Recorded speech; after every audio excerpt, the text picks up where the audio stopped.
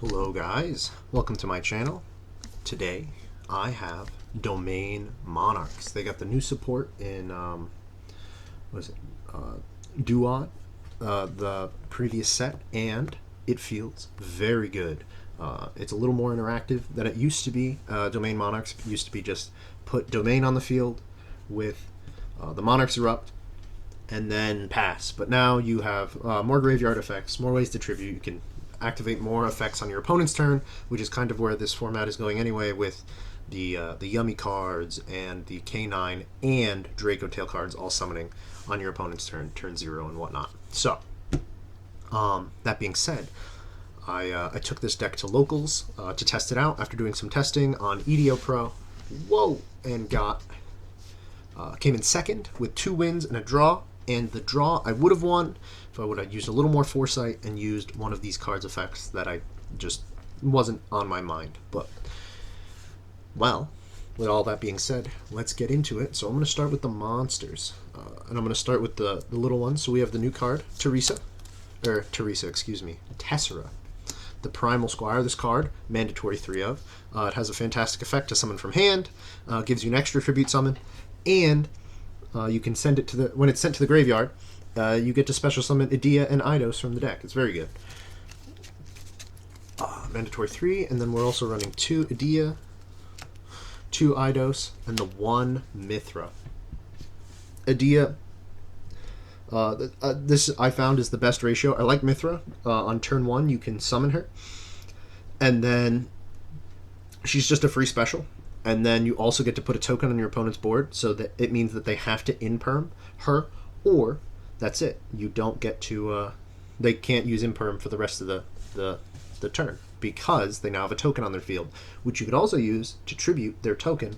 But I like leaving it like this. All right. It also gives you an extra tribute. It's not very commonly used, Mithra, but I found good work with it in the tournament. 1 Magician's Souls. So Magician's Souls allows you to, you can special summon it by sending the new medium-sized Monarch from deck to grave because it's a spellcaster, and then it's just a free body for tribute. And Eidos has a graveyard effect, so that works out great. We have the 3 Eidos. This card is fantastic. He's a Stratos, searches Spell Entrapped, and the big Monarchs. He also recurs from grave, he special summons himself. And he can change the attribute of your opponent's monsters, or a card on the field, but specifically for your opponent, which works really well with Mithra. You put the token on their field, you change its attribute to dark, and then it allows you to search Caius, the Shadow Monarch, with one of the spells, which has its own combo. But Caius, I run 1 Mobius because Crystron K9 is a common deck. And all their cards are water, and so you use Mobius to counteract the water element with the new scheme of the Monarchs, and as well as Draco Tails use a lot of waters. Not a lot of, but specifically their 1 fusion that comes out frequently is a water, which allows you to search Mobius off of scheme to pop 2 back row, which the Draco Tails have a lot of back row. That's one of their big things, is they get to set straight from deck. It's also just nice to have some back row control in the Monarch deck. Otherwise, you really don't have any. I also run the 1 Majesty's Fiend because it's searchable. This card, I mean, you could set this card with Domain, and it's very hard to get out. The only thing that gets over is like Penkertops or Fenrir. Other than that, it's very hard to get around Majesty's Fiend. So, this is it for the medium-sized Monarchs. Next, we have the big guys, who are run 2 Erebus, 2 Ether, and the 1 Zaborg. So, 2 Erebus, he's great. You get to use his effect to shuffle. It's a non-targeting shuffle from field, or you get to shuffle your opponent's hand into the deck, which is fantastic. Also, his graveyard effect to recur your other tribute summonable monsters is very good. Ether, fantastic interruption, especially paired with Monarch Stormsforth, that allows you to tribute your opponent's monster. It also allows you to search for, essentially, any of the big monsters or spell or traps, because when you use her effect, you can then special summon Eidos and activate his effect. And then the one Zaborg. This card is very good against all of the new archetypes from Justice Hunters. So you could use him to you tribute summon him out using a Dia as one of the materials, which is a light, and then he pops himself, and then you get to send, you choose, 8 extra deck monsters to send to the graveyard. I went against Yummy at the tournament, and round 1, my opponent had to scoop because I had him domain locked, and all of his Link 1 monsters were in the graveyard, and he had no way of getting them out. And the Yummy deck does not run any main deck tuners, so he couldn't synchro summon, so that was just the end of that. Alright. Next, for non-Monarch cards, these are specifically my hand traps, so I run 3 Bystrials, 1 Baldric, Druisworm, and Saronir.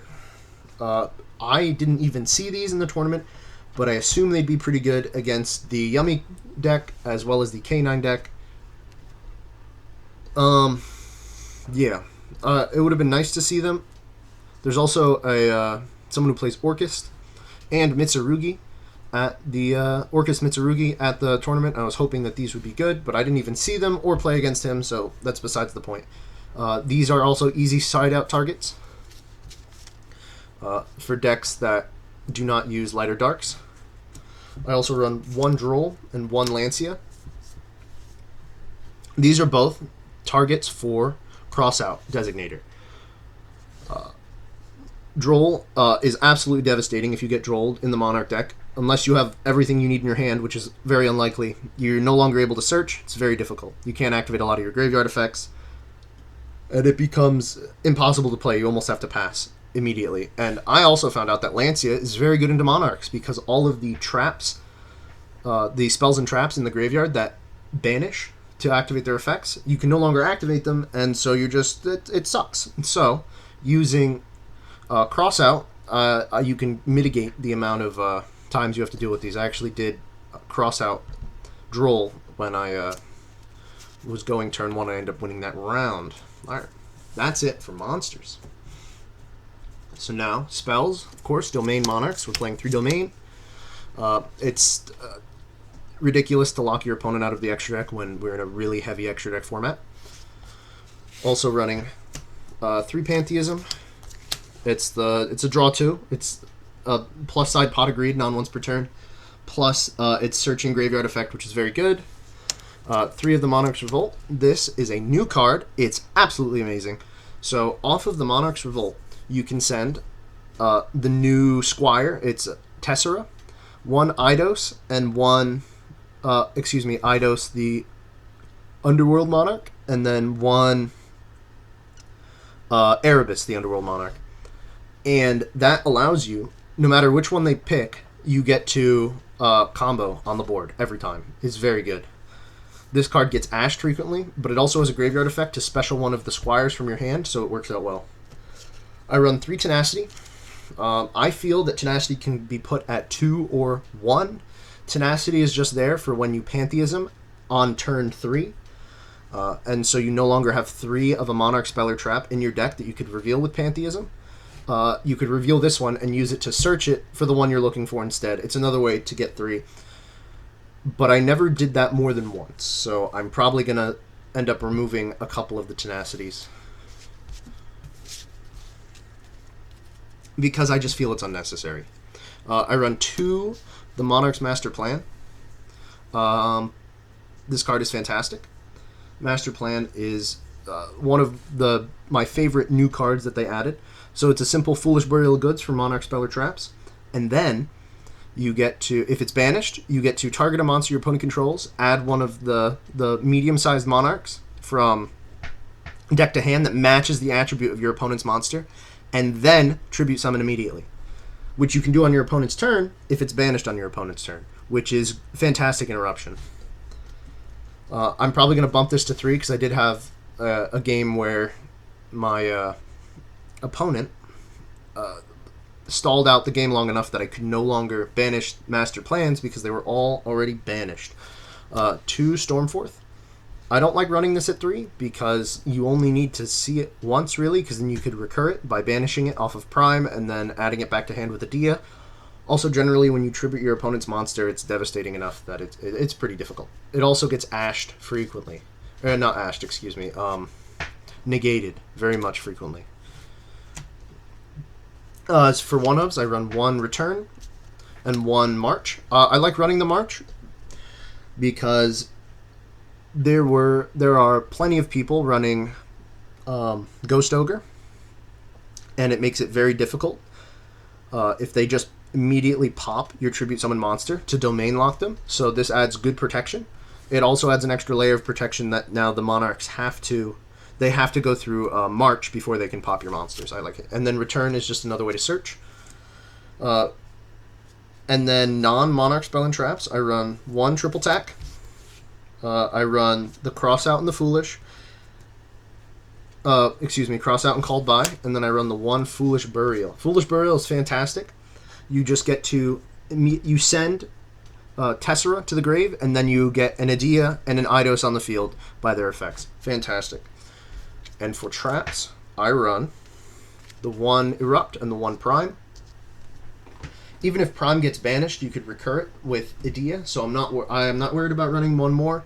Erupt is fantastic. Skill Drain. It's very good. But the new Monarch trap is not... I did not have good luck with it. By the time I got it out, I was already in a winning position, so it didn't really help me. Or by the time I had enough Monarch Spell and Traps that its effects mattered. So that's why I don't run it. Alright, that's it for main deck.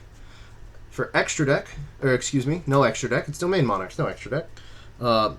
Side deck, I'm running 3 Chaos Hunter. It's a free body, and it prevents your opponent from completely comboing off, so I side him, especially against Malice. 3 Book of Eclipse. Book of Eclipse is it's a great going second deck. It very frequently gets negated, which baits out a negate, and then you can use your other effects to break their board. 2 Nibiru, 1 Harpies. This standard side deck cards. All right, and then we have some of the spice going on right here.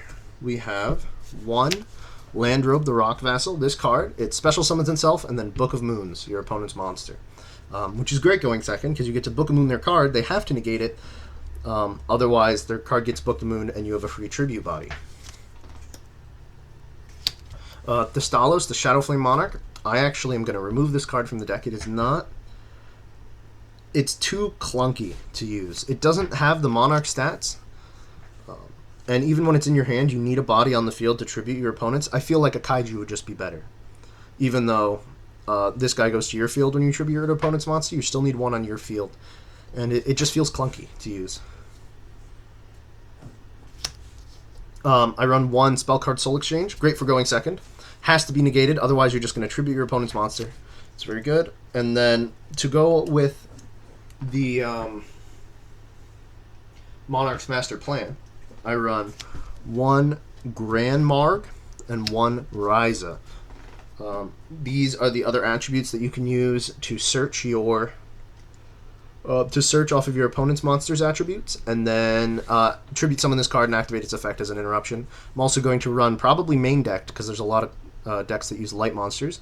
1 of Zaborg, the medium-sized Monarch, the Thunder Monarch, and that would round out the main deck. And side deck, I also am thinking about including 1 Floowandereeze and M-Pen, and 1 Floowandereeze and the Scary Sea, as there's a way to guaranteed search and get him out onto the field using the new Monarch's Revolt card. But other than that, more testing is going to be needed. I am planning on implementing Mitsurugi cards into this, because when you tribute them for the tribute summon, they still get their tributed effects, which is pretty good. And I think it'd be a good way to add some extra power and interruptions to the deck. So, with all that being said, thank you for joining me in this deck profile. I hope you can use some of the information I provided to help you build a Monarch deck, as it's one of my favorites, mostly because it's easy, doesn't require too much cognition. But thank you again. Feel free to like and subscribe. I'm going to be doing more Monarch deck profile. I want to, at some point, make a Draco Tail Dragon Maid deck, because that seems very fun, very interactive. And so, have a nice day.